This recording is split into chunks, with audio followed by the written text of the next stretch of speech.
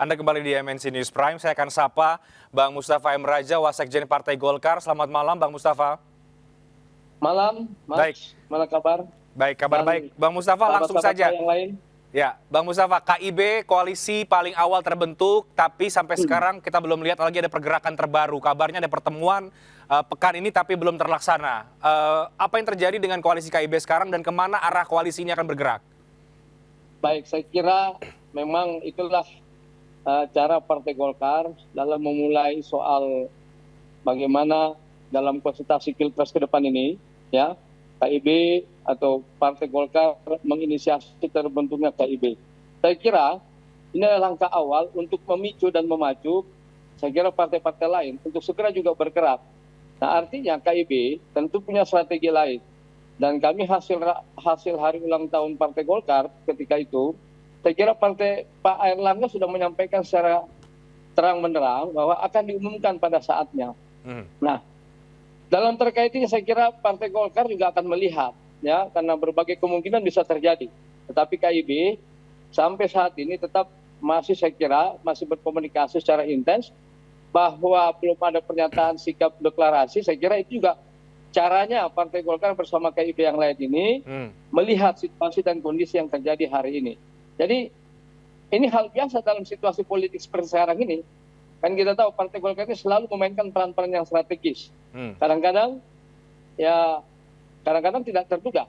Tetapi pada akhirnya saya kira Pak Erlangga akan mampu melakukan sebuah membangkitkan gairah kita untuk menetapkan atau pada akhirnya akan menyampaikan secara jelas bahwa KIB seperti apa dan kita tunggu. Karena saya kira di Partai Golkar memang hanya Pak Erlangga diberikan kewenangan untuk pada saatnya menentukan. Sehingga kami Samina Watona akan menunggu Ketua Umum apakah tetap maju calon presiden. Kalau kami sebagai kader Partai Golkar tetap mendorong beliau calon presiden. Oke, baik Bang Mustafa. Apa sih yang ditunggu oleh KIB? Apakah pergerakan dari Bang Jansen dan kawan-kawan di Koalisi Perubahan atau pergerakan dari Bang Andre dan kawan-kawan di Koalisi Kebangkitan Indonesia Raya? Saya kira kalau apa yang ditunggu itu kan bisa terlihat. Kita lihat dulu seperti Gerindra dengan PKB, ya, itu juga tentu melakukan komunikasi intens. Atau Nasdem bersama Demokrat dan ya mungkin juga PKS juga melakukan itu. Dan semuanya kan belum ada yang menentukan secara jelas karena kan waktu memang penentuan itu belum. Tetapi saya kira ini semua para tokoh-tokoh dan pemimpin di partai politik ini tentu juga pasti berkomunikasi. Cuma hanya memang ada yang terlihat, ada yang tidak terlihat.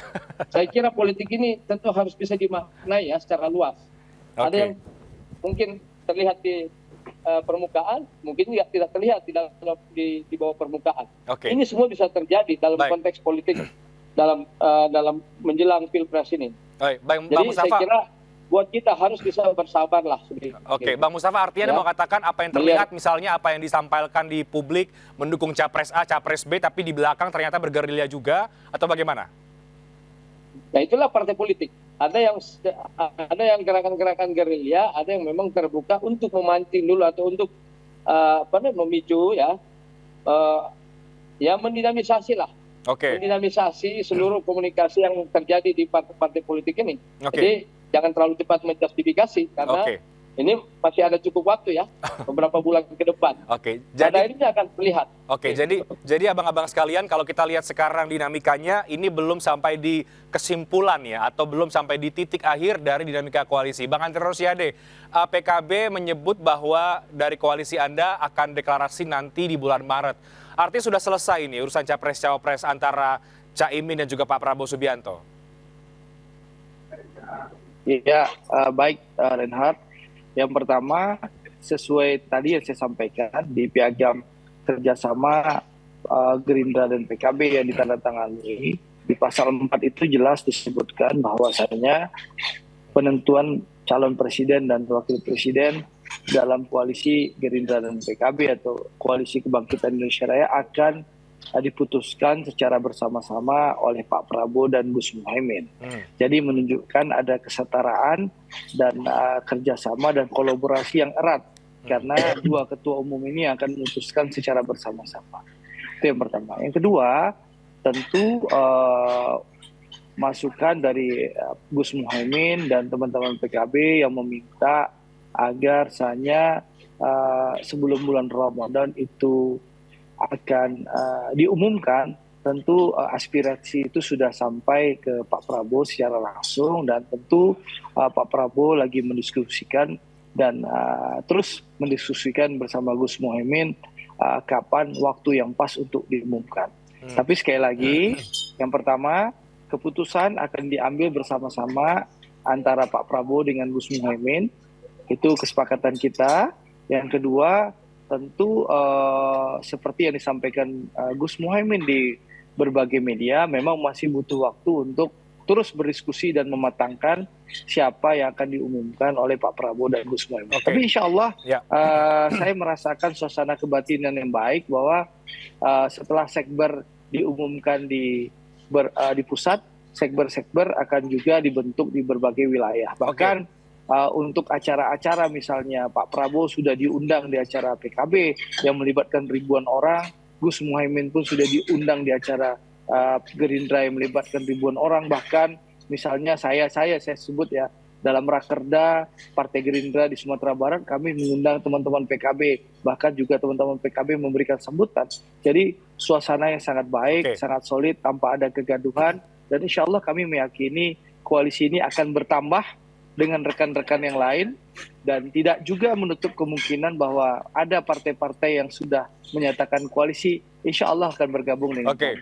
Ada panggung depan, ada panggung belakang, insya Allah partai-partai akan datang yang banyak bergabung bersama kami. Tunggu tanggal mainnya. Karena pendaftaran itu September. Betul. Baik, tidak menutup kemungkinan Bang Jansen itu ikut saya September 2023 ke KPU RI. Tenang aja. Ini menarik. Jadi, karena tiap kali Bang Andre mengatakan akan ada partai-partai lain, Bang Jansen secara otomatis langsung tersenyum dan juga tertawa. Saya tidak tahu ini apakah kemudian menggambarkan isi hati atau bagaimana sebetulnya Bang Jansen. Karena yang tadi dikatakan... Kita bersahabat baik, Reinhard. Jadi mau beda partai, beda pilihan, Indonesia ini harus bersatu, tidak boleh polarisasi. Jawabannya hanya Prabowo Subianto, tokoh persatuan nasional. Baik, Bang Jansen paham betul itu. Bang Jansen, ada tanggapan Bang Jansen? Termasuk juga tadi kata Bang Adi Praitno bahwa buat Demokrat AHY ternyata masih syarat untuk menjadi cawapres, meskipun sudah dikatakan bahwa urusan cawapres terserah Pak Anies. Yang pertama ya, soal koalisi ini udah bagus ini. Jadi kalau kemudian misalnya paket perubahan ini tetap dengan 3 partai begitu, kemudian Gerindra, PKB ya tetap, KIB tetap, teman-teman PDIP tetap begitu kan, 4 pasangan calon nih, kan udah bagus nih. Karena rekor di kita ini kan di 2004 tuh 5 pasangan calon, habis itu 3, 2, 2 gitu dia. Kalau habis ini 4 kan bagus tuh udah. Itu walaupun belum bisa melampaui 5 pasangan calon di tahun 2004 ya. Jadi itu makanya saya sih mendoakan begitu. 3 embrio koalisi yang lain itu solid. Itu dia. Sehingga ya bisa ngikuti koalisi perubahan ini.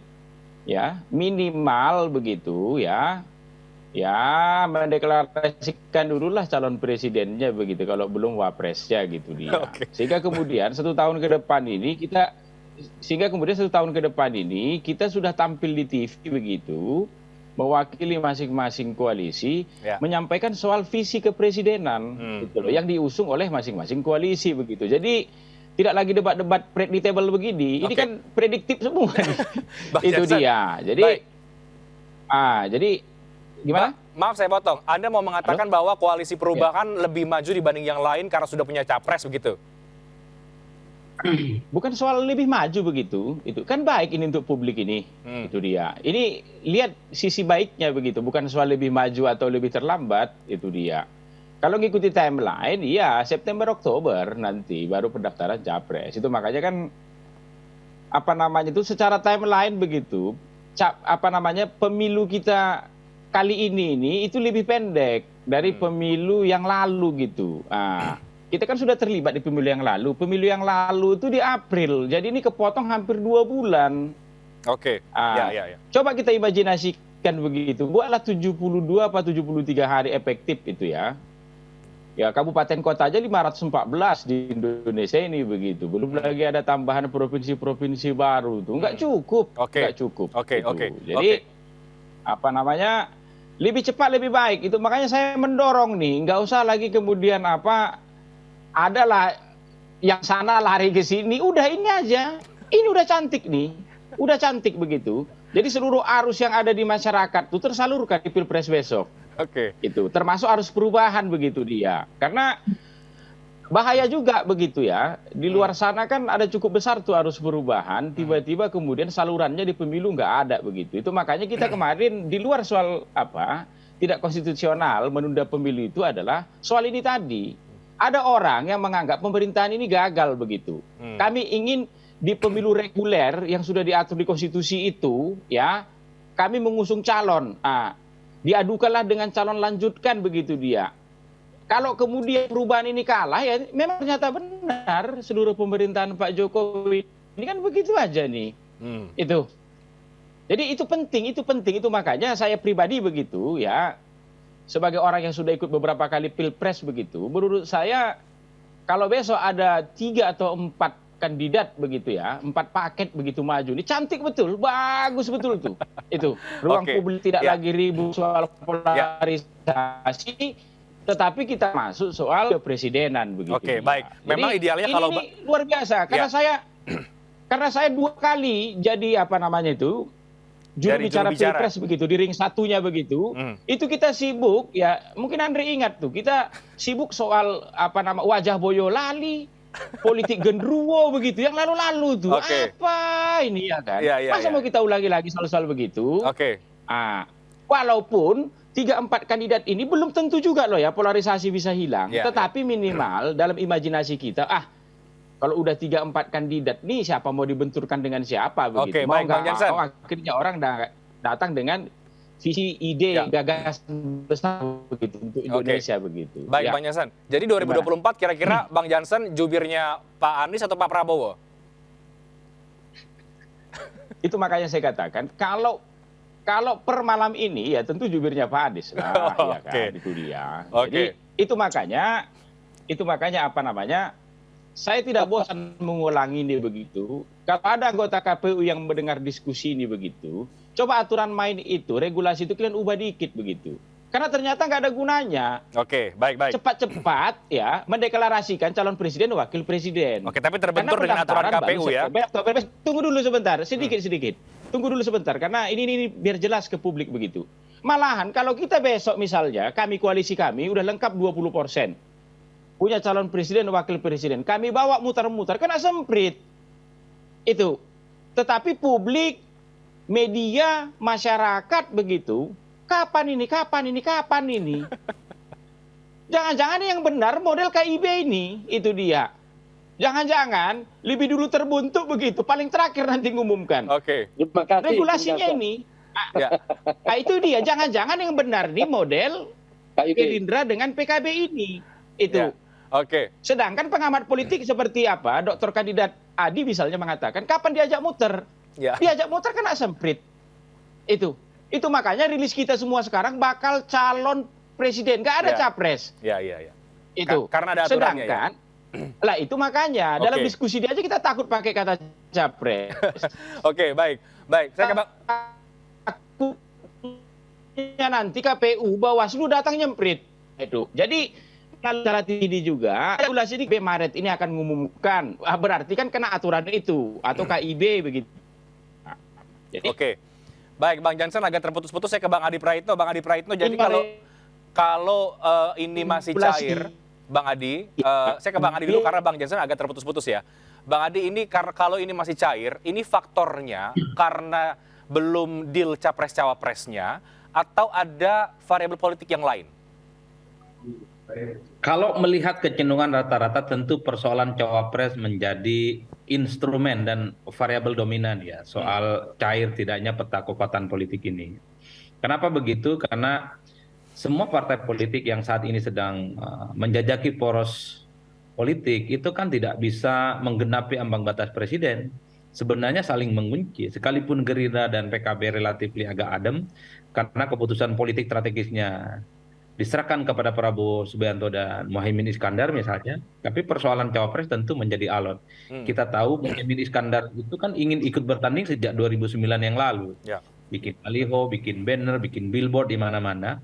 Gagal, 2014 juga gagal, 2019 juga gagal. Tentu di 2024 adalah fase yang menjadi kunci dan bahkan menjadi momen emas yang bisa diteropong oleh teman-teman PKB bahwa Muhaimin Iskandar adalah menjadi faktor yang cukup dominan bagi siapapun yang ingin berkoalisi dengan PKB. Jadi siapapun yang ingin berkoalisi dengan PKB, maka paketnya harus menyertakan Muhaimin Iskandar sebagai pilihan cawapres. Itu kan call tingginya sampai sekarang seperti itu. Ya. Apalagi misalnya Prabowo Subianto, kita tahu kan salah satu basis kekurangan pemilihnya itu di Jawa Timur dan kelompok-kelompok pemilih NU. Sebenarnya PKB bisa menjawab itu, tapi belum tentu Muhaimin Iskandar, karena kalau kita melihat angka-angka statistik, Muhaimin Iskandar ini kan popularitas dan elektabilitasnya tidak muncul secara signifikan, apalagi kalau disimulasikan dipasang-pasangkan dengan Prabowo Subianto. Itulah yang sebenarnya menjelaskan kerumitan-kerumitan. Memang terkesan adem ayem, tapi satu hal bahwa cawapres akan menjadi sesuatu yang negosiasinya agak jangka panjang gitu. Itu yang saya sebut soal koalisi Gerindra dan PKB. Nah, kalau koalisi perubahan, saya justru ini ya tidak ada bedanya dengan fase-fase sebelumnya. Agak sedikit naik kelas itu ya karena ada statement pernyataan tegas di media bahwa Demokrat dan PKS dukung Anies. Satu, pada level kognitif, pada level isu. Bang Jansen ini mestinya bilang ke Nasdem bahwa perubahan itu harus bilang Jokowi itu gagal. Bukan Nasdem bilang bahwa Jokowi bahagia, Nasdem juga bahagia. Apa perubahannya kalau begitu? Kan nggak ketemu. Kalau PKS dan Demokrat kan selalu menganggap bahwa rezim Jokowi itu gagal. Rezim hutang, rezim infrastruktur gagal total, IKN ugal-ugalan, dan seterusnya, dan seterusnya. Jadi kalau betul ingin perubahan, maka narasi politiknya harus menjadi antitesa bahwa Anies Baswedan dengan wakilnya nanti adalah mereka yang menyodorkan satu solusi yang jauh lebih baik dari apa yang sekarang. Tapi kan Nasdem nggak begitu, karena kakinya masih ada di pemerintahan. Bagi Nasdem yang disebut dengan perubahan itu tidak harus mengganti total apa yang dilakukan oleh Jokowi. Kan pertanyaannya apa yang mau diganti? Katanya infrastruktur oke, IKN oke, hutang juga oke. Mana perubahannya? Kan repot. Jadi kita yang melihat dari jauh nggak nyaman gitu loh. Mana yang koalisi perubahan nggak nyaman dalam arti ini kurang ramai ini hantam-hantamannya secara narasi politik. Donald Trump itu mengkritik Obama, dia terpilih jadi presiden karena menganggap Obama itu gagal. Gagal dalam arti memproteksi kepentingan politik kelompok kaum putih misalnya. Sebagai sebuah narasi politik oke. Bahkan Donald Trump ingin maju lagi di Pilpres Amerika, mengatakan siap mendamaikan Ukraina, siap mendamaikan Rusia 24 jam. Karena presiden yang sekarang itu dianggap gagal. Itu kan agitasi politik yang saya belum nemu sebenarnya. Di koalisi perubahan ini, saya belum nemu misalnya Anies Baswedan tampil di panggung besar, mengatakan bahwa IKN itu proyek ugal-ugalan, infrastruktur itu gagal total. Kan yang ngomong itu kan Bang Jansen. Yang ngomong itu kan aktivis-aktivis PKS. Nasdem agak ngerem. Karena nggak mau berhadapan-hadapan dengan Jokowi. Jadi kalau kita melihat dari jauh bahwa poros perubahan ini dia menawarkan solusi yang secara diametral berhadapan-hadapan dengan apa yang sudah dilakukan oleh Jokowi. Yang kedua tentu saja, kenapa saya sebut misalnya bahwa ini setengah perjalanan, karena uji coba ke depan yang perlu dilihat itu tentu deklarasi. Apapun judulnya, Gerindra dan PKB itu agak sedikit lebih maju, minimal mereka hadir dalam panggung bersama. PKB dan Gerindra elit-elitnya berkumpul dalam satu pesat dihadiri oleh ribuan elit dan kader mereka menyatakan Prabowo adalah capresnya. Meski kita tidak pernah tahu apakah ini akan solid di Oktober atau itu pun tidak, tapi minimal ada keseriusan di situ, ada fakta integritas, ada MOU yang diumumkan, bahkan naik kelas lagi, mereka bikin sekber. Nah, kita juga misalnya ingin melihat perubahan ini kapan bikin fakta integritas, ada pengumuman bersama, lalu kemudian mendeklarasikan Anies sebagai capres bersama. Kemudian itu saya sebut tadi, ajaklah kelilinglah Anies. Ajak keliling sama Demokrat, ajaklah keliling sama PKS. Tak ada yang menyemprit Bang Jansen setahu saya. Anies aktif kok keliling di mana-mana. Kemarin ke Mataram, sebelumnya lagi di Bandung. Tak ada soal. Nggak ada persoalan apapun selama tidak menggunakan tempat-tempat yang dianggap selama ini bertentangan dengan unsur kampanye seperti tempat ibadah, tempat pendidikan dan seterusnya. Kalau membaca rata-rata, kalau saya melihat gitu, Demokrat ngajak Anies keliling di seluruh provinsi, kabupaten, kota. Wah, ini kan bentuk keseriusan bahwa memang Demokrat itu secara perlahan jagoannya adalah Anies Baswedan. Setelah menyatakan resmi mendukung kemarin melalui pernyataan media, termasuk PKS. Kan itu yang sebenarnya ingin dilihat. Tidak ada yang bisa membantah bahwa Demokrat, PKS, dan Nasdem ini iman politiknya solid. Nggak ada yang bisa membantah. Sering bertemu, ada tim kecil, makan bareng bersama, umbang kanan, umbang kiri, anjang sana, foto-fotonya. Nggak ada yang bisa membantah itu. Tapi kan orang bertanya, what's next? Kapan nih Demokrat keliling-keliling dengan Anies? Ya kan? Kapan nih PKS keliling-keliling dengan Anies? Kan itu saja yang ingin kita lihat. Oke. Kalau Ya. minggu dua Oke. minggu kita lihat itu, Bang berarti Adi. Bang Jansen, PKS, dan Nasdem cocok betul. Solidnya itu bukan hanya disampaikan di media, Oke. tapi pada eksplanasi penjelasan kampanye-kampanye politik. Oke, kita break dulu untuk segmen Pasti. terakhir. Jadi Bang Adi Praitno, Gimana? jadi kalau sesuai dengan judul ya, koalisi masih cair, parpol mulai melipir. Parpol mana yang menurut Anda paling besar kemungkinannya melipir, meninggalkan koalisinya, bergabung ke koalisi yang lain? Dijawab nanti. Kami akan segera kembali saat lagi.